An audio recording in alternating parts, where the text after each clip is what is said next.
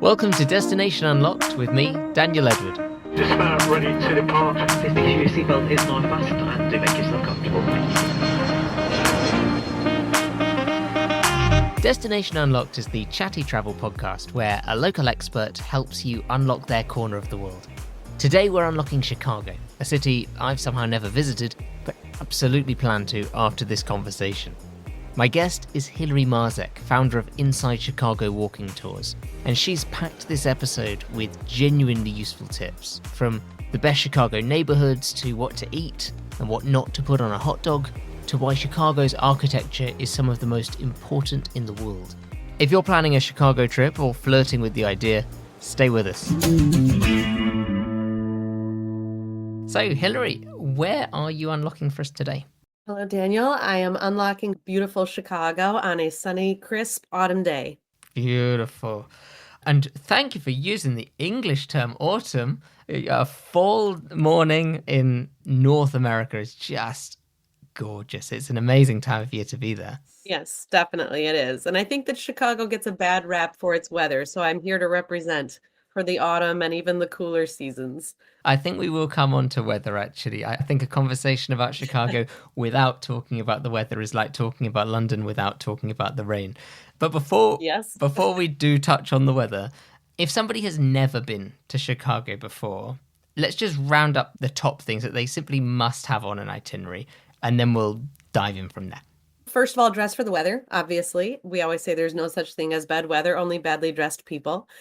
Given that, I would say in terms of things to do and things to see in Chicago, number one, absolutely the architecture. That's hands down something that you have to see, however it is that you see it, whether it is doing a river architecture tour or a walking tour that features interiors like my business does.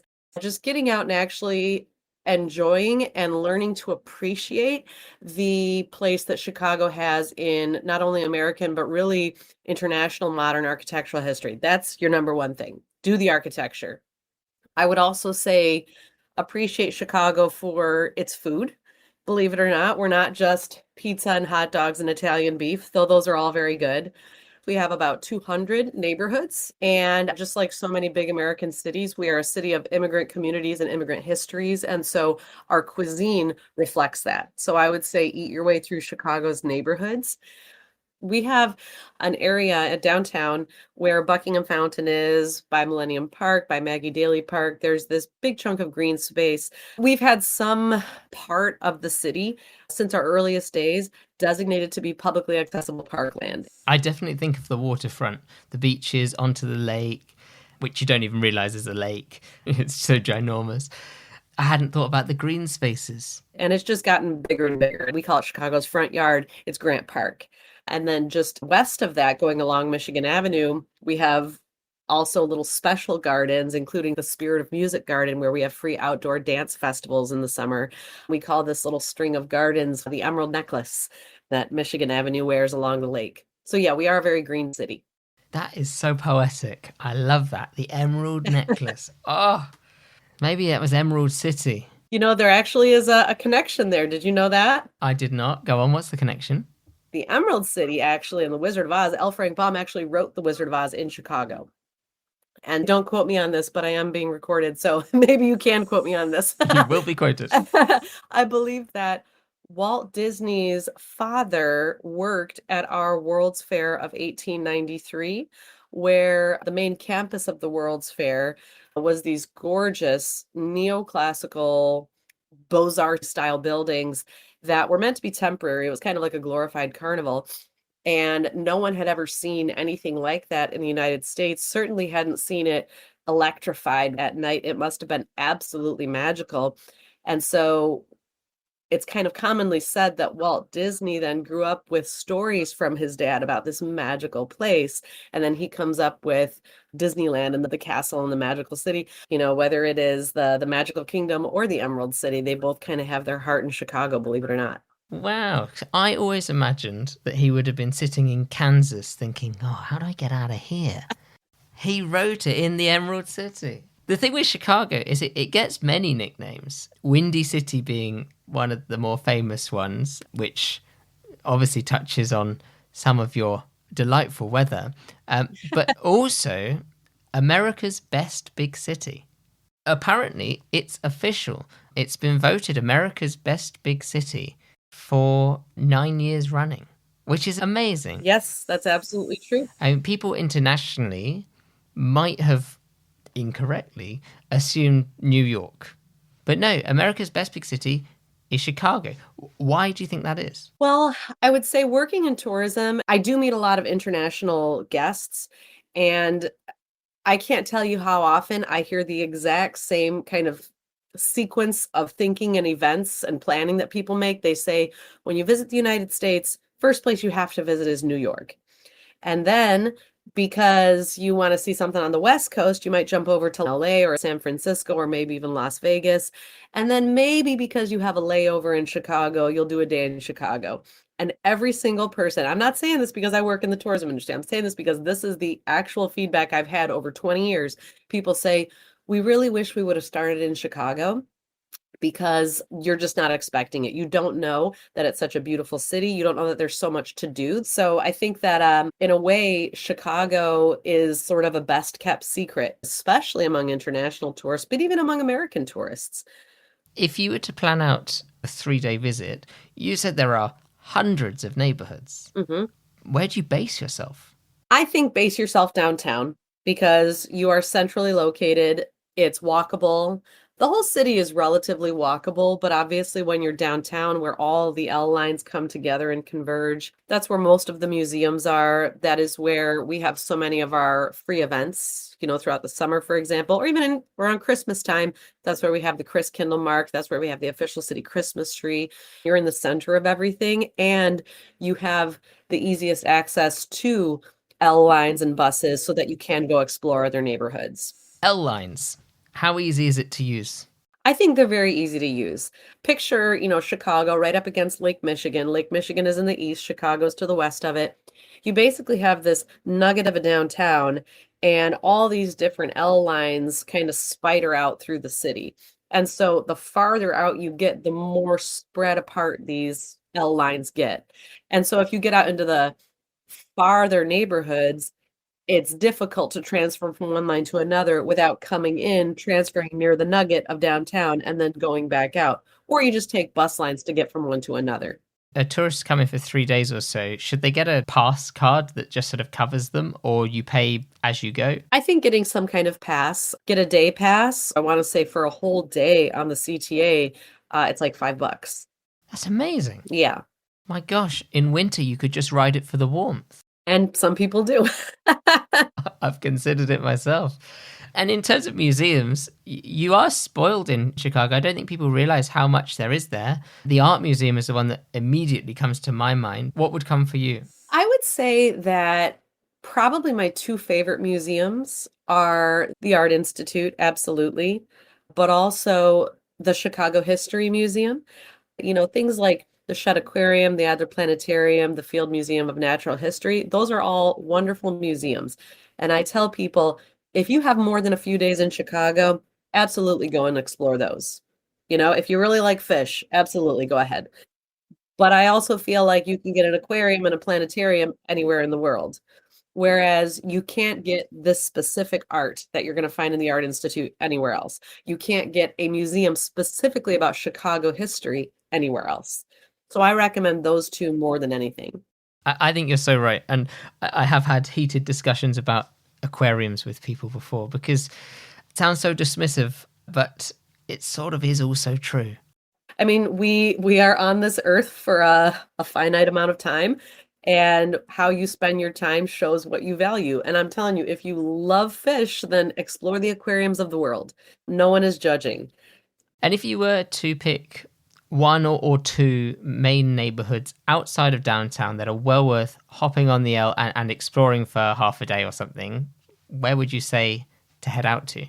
It's a good question. The two that pop to mind, because there's something in every neighborhood. I would say Wicker Park. Wicker Park, Bucktown are two neighborhoods. We kind of lump them together and say Bucktown, Wicker Park. And I would say that that's a fun neighborhood and an accessible neighborhood to get to several stops off of downtown, taking the Blue Line out.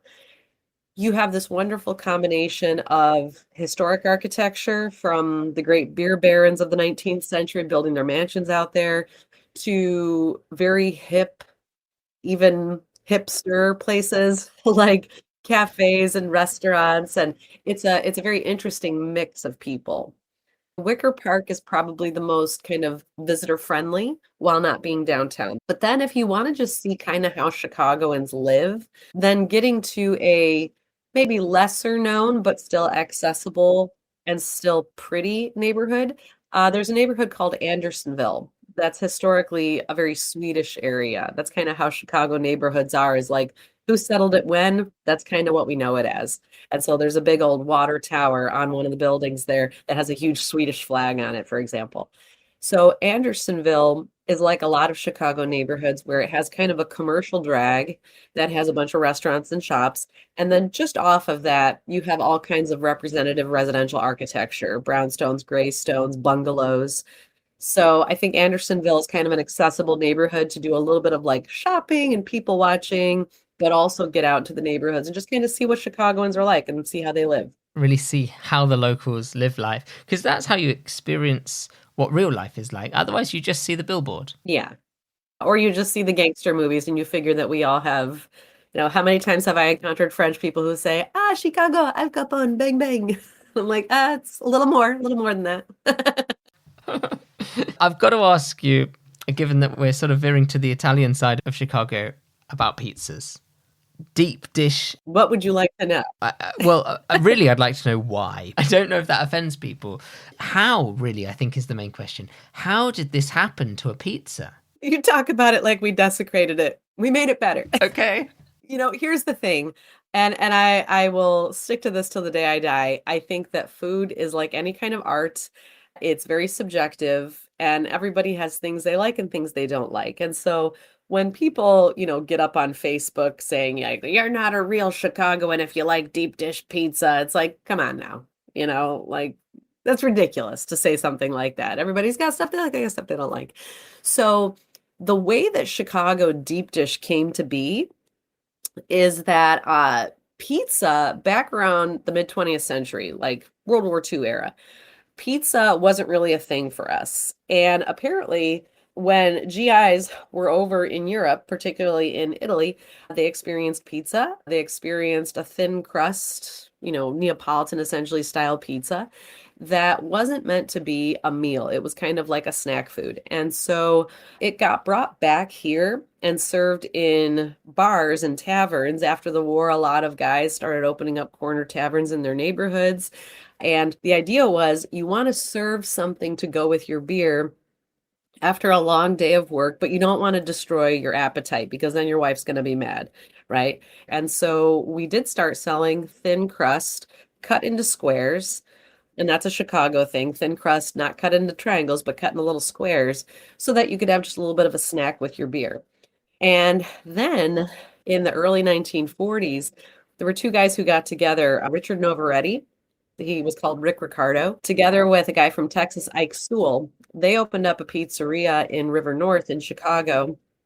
And everybody says Ike Sewell, being from Texas, everything's bigger in Texas, wanted to make pizza into kind of like a stick to your bones meal kind of food.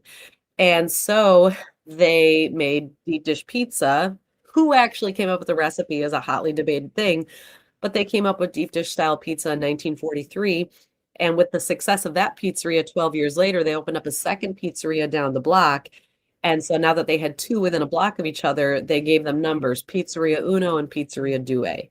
And so Pizzeria Uno is now this huge chain throughout the United States, but deep dish pizza was really born in Chicago at the original Pizzeria Uno. Wow. And is it popular or is it a tourist thing now?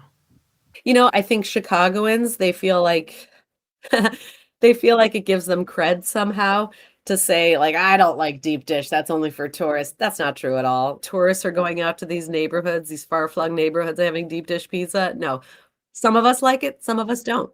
It's really a personal thing. I will say this, a poorly made deep dish Chicago-style pizza has a lot of bread at the bottom because that's the cheap ingredient, right? Because a well-made Chicago-style pizza and what is really kind of like the essence of it is that it has a very thin, crispy crust at the bottom that's stretched up a 2-inch side pan. And then they put the cheese on top of the crust, which basically protects it from the wetness of any ingredients that go on top. It's almost like a filled casserole. And so if you have a well-made Chicago-style pizza, it has a nice, thin, crispy layer of dough at the bottom. If you have a poorly made one, it's going to have a big, fat layer of cakey dough. And that just means that they were trying to be cheap in their making it.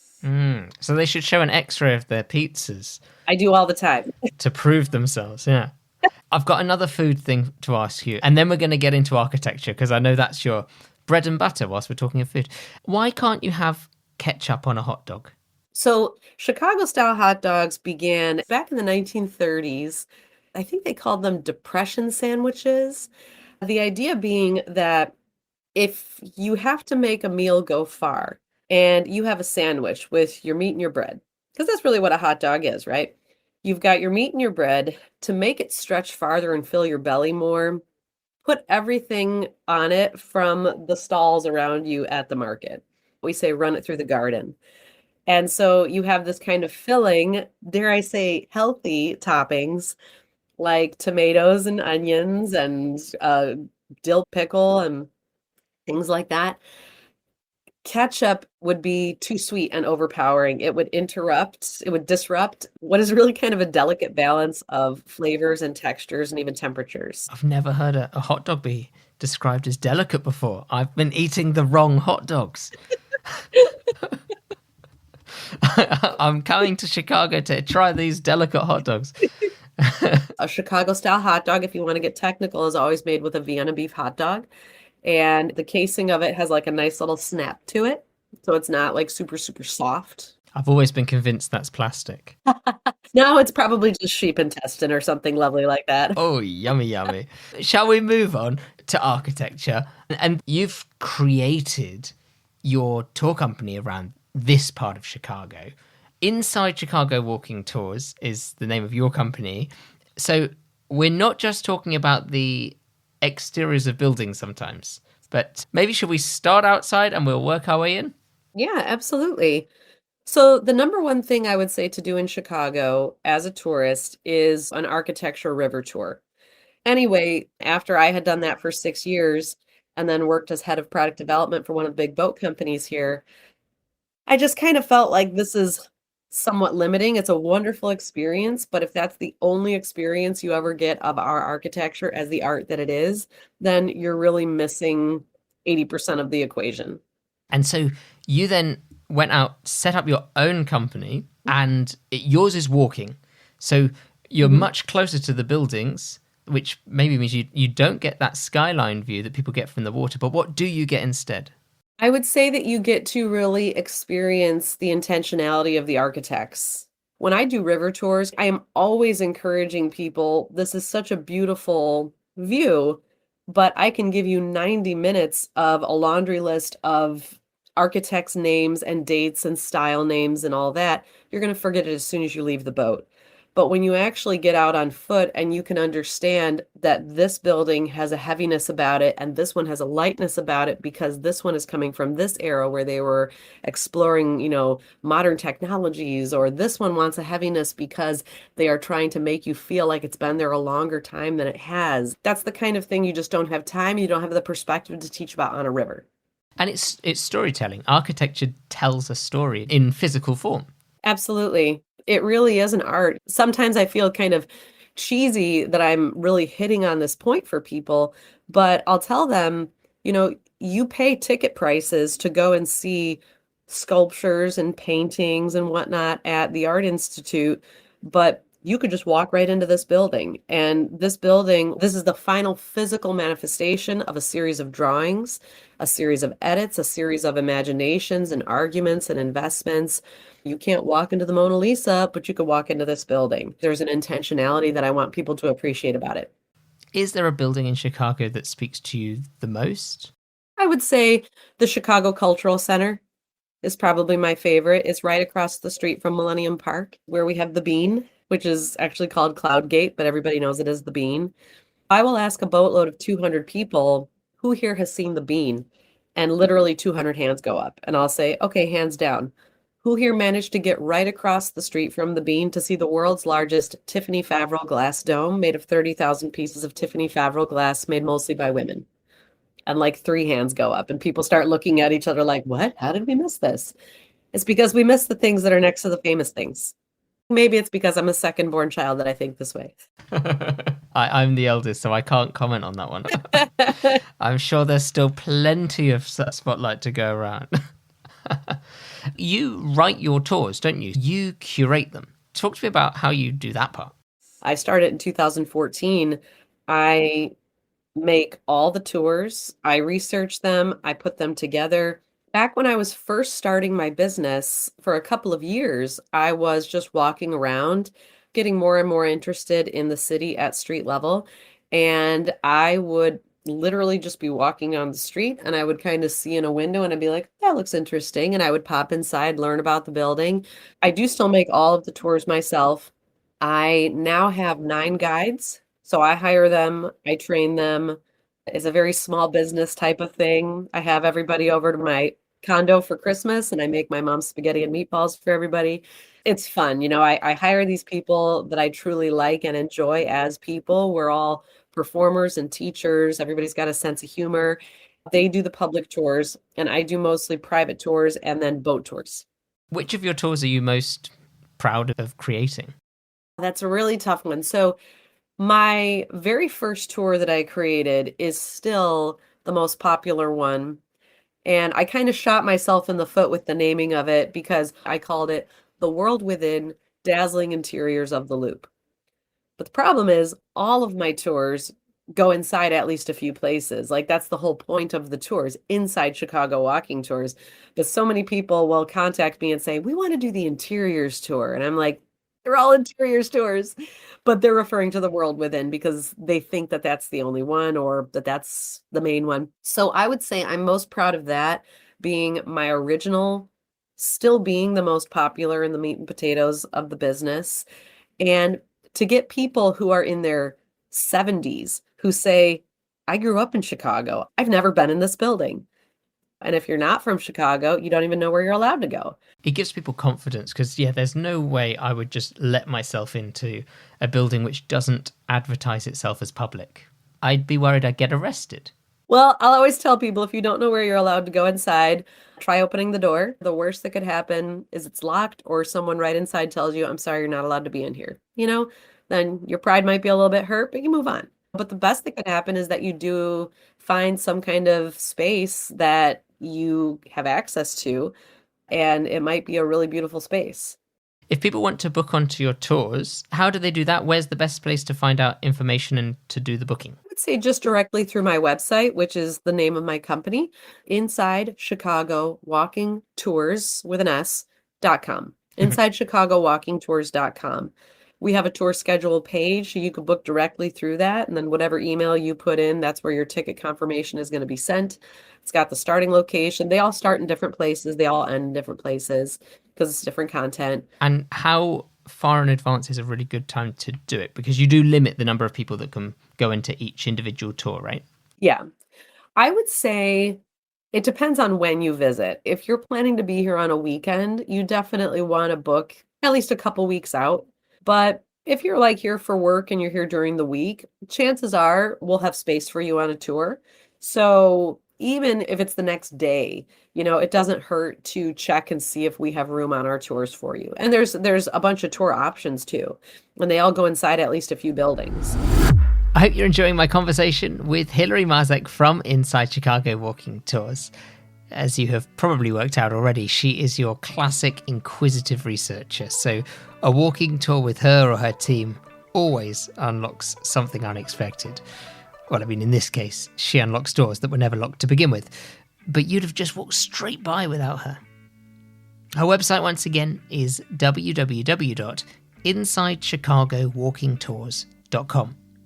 And while we're on the topic of websites, if you're enjoying this conversation, you'll probably have a great time exploring the Destination Unlocked website too, and that's www.destinationunlocked.com.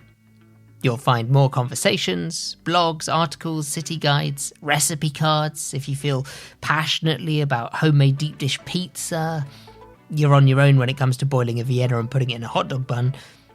And of course, it would be so great if you would consider subscribing to Destination Unlocked wherever you're currently listening to this episode. All right, back to Chicago. And now it's time for a quiz. It's you v Hillary. Good luck. So the mirrored icon that's in Millennium Park is officially called what? Cloudgate. Yeah, and you said earlier that the nickname for it is the Bean. For me, that is the most famous individual piece of public art in Chicago. The Untitled Picasso sculpture that we have in Daly Plaza, that's been there since 1967. That was kind of like the Bean before the Bean was the Bean. We've had the Bean out there since 2004, and I always tell people it's kind of a no-brainer. Like, how do you engage people in a public space through public art? You give a gigantic mirror, because we all like to look at ourselves. Second question. The pedestrian waterfront path that threads through the downtown area along the skyscrapers is called what? It depends which water you're talking about. You could be talking about the Riverwalk running along the main branch of the Chicago River. You could be talking about Grant Park, which runs along Lake Michigan. Maggie Daley Park also kind of runs right up to there, though you have Lakeshore Drive running in between it. You could be talking about Olive Park, which is on the north side of Navy Pier. That also abuts the harbor. So there's a whole bunch of answers for that one because we are a water-based city. You are racking up the points here. You just got 4 points for a 1-point question. Amazing. You're an overachiever. I had the Riverwalk, but yes, I take your many points there. This is question number 3. I think there's only one answer to this one. Which architect's former home and studio sits in Oak Park? The fact that you said home and studio, I knew already before you even said Oak Park that you were talking about Frank Lloyd Wright. And here's another little nugget of knowledge. His mentor, he had many mentors, but the only one he ever really admitted was his mentor, was an architect named Louis Sullivan. Frank Lloyd Wright worked for Louis Sullivan, and Louis Sullivan loaned him a few $1,000s to build his home and studio in Oak Park. And while he was using his boss's money to build his home and studio, he started taking commissions from clients under the table so he wouldn't have to pay Louis Sullivan for it. And so he got fired. Everybody knows Frank Lloyd Wright. Louis Sullivan died too poor to afford his own tombstone. So if people know about Frank Lloyd Wright, I want to make sure they know about Louis Sullivan as well. Gosh, sneaky. Sneaky. I'm in shock. Oh yeah, Frank Lloyd Wright was definitely a jerk. Gosh, spill the tea. Right, the tea. We've got a 1-letter answer next. What is the nickname Chicagoans used for the elevated trains? So we call it the L, which is a cutting of the word elevated, but we don't spell it E-L, we just spell it with the letter L. I was wondering why it was called the L, and now it is so obvious. Yep, it's for the elevated train tracks. We started building the L in the 1890s. It's a visible part of our history. And it's not going to flood. Yeah, exactly. And you get a nice view of the buildings when you ride around downtown. Final question in our quiz. Chicago has been named the best big city in the US for how many consecutive years? So you gave away the answer. You said 9, and I think I would have gotten this one wrong because I would have said 8. Condé Nast has been naming us the best big city in America. And, especially considering what's going on in our country, I don't know what kind of news gets out, but Chicago has recently been painted as this war zone. It is so incredibly not true. It just shocks me that a lie, such a bald-faced lie, can be told about a place. And I'm hoping that lie is not affecting people who want to visit Chicago, because it's simply not true. You managed to get 9 points out of 5, so I think you did pretty well on that quiz. I always make sure to do the extra credit at the end of the test, just in case. I want to go into a couple of sort of hidden gems as we get towards the end of our chat about Chicago. There's loads to see. We've spoken about some of the big ones, but is there something which could, be an hour where it's raining and you've nipped inside somewhere and it's actually made your trip? Personally, I think that the conservatories are really lovely spots.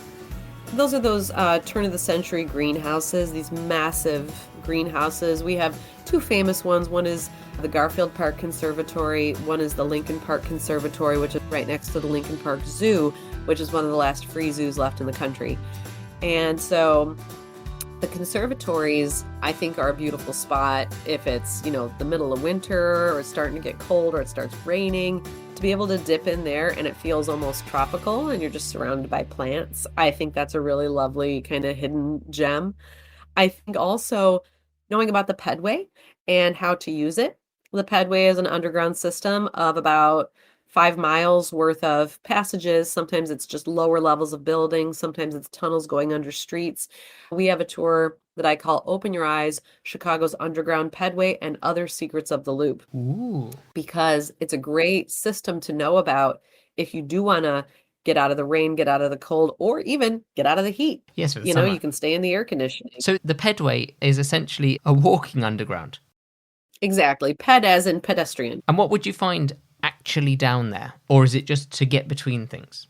There's all kinds of goblins and Batman and things like that. No, it really is a transit system. And there are certain parts that might go through kind of commercial areas where they might have little shops down there. So for example, there's a section that goes through the lower level of a development called Block 37. And that's basically a big multi-story mall in the middle of downtown Chicago. You can literally fly in from England, take the Blue Line from O'Hare, get out in the Blue Line station at Washington downtown, go through the pedway through Block 37, keep going through the pedway, maybe go to Millennium Station, which is an underground train station connected to the pedway, take a train out to Indiana, take one of their trains to get out to their airport and go back to England. So you could actually come to the United States without ever having to go outside because we have these underground tunnel systems that help us to avoid bad weather. That sounds intriguing, but also terrifying. And that's part of the reason that I made a pedway tour, because you do hear people, of course, being afraid of oh, but it's Chicago, And my favorite thing is going on Facebook and seeing people posting beautiful pictures of Chicago and saying, oh, it's such a beautiful city. And then some armchair revolutionary gets up on their comments and is like, yeah, if you want to get shot. And so if then you add this kind of layer of mystery to it of, oh, but these are underground tunnels, that must be even more dangerous. And so I like to kind of bust those myths open and show people, no, it really is manageable. It is easily traversable. It is good to know about because it's just a functional system. There's actually a very cool show. It's called Cities of the Underworld. Have you ever heard of it? No, but I'm writing it down. It's a wonderful show. It's called Cities of the Underworld. And there is, I believe, a Chicago episode. There's also an Edinburgh episode. But the Chicago episode talks about those different levels of tunnels under the city. I will look that one up. I've got one more question for you before our quick fire round to wrap us up. Sure. And that is, if, let's say you've taken a week in Chicago, so you've got a nice amount of time and you want to spend one of those days actually outside of the city. What would you say is an easy day trip that's really worthwhile from Chicago? Well, I think it depends on which season you're visiting. So I would say if you are visiting in the summer, it's nice to go a couple hours north into Michigan or along the Indiana, Lake Michigan lakeside, because there's some really beautiful beaches, especially all up the west side of Michigan as a state. Lake Michigan is a giant glacial lake and it's always cold. But the Chicago side of it, the west side of the lake, because of the way the water moves and kind of refreshes itself with warm water rising and cool water falling, we get all the cold stuff. We still swim in it, but we get all the cold stuff. So you can go to the beaches along the western coast of Michigan, and those are some of the most beautiful beaches in the world. So I would say for summer, do that. I would say for fall, go to Starved Rock State Park, which is about an hour and a half from Chicago, hour and a half, 2 hours.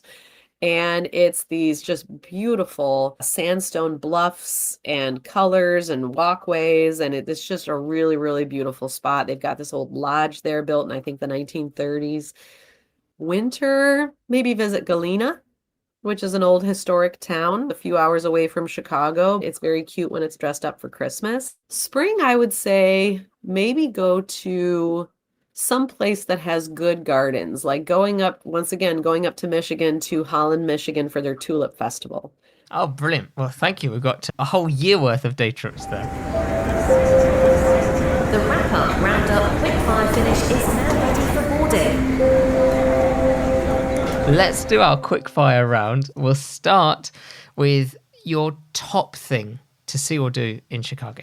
I'm not saying this because I own the business. It's to take an interior architecture tour. A river tour is gorgeous. It gives you an overview.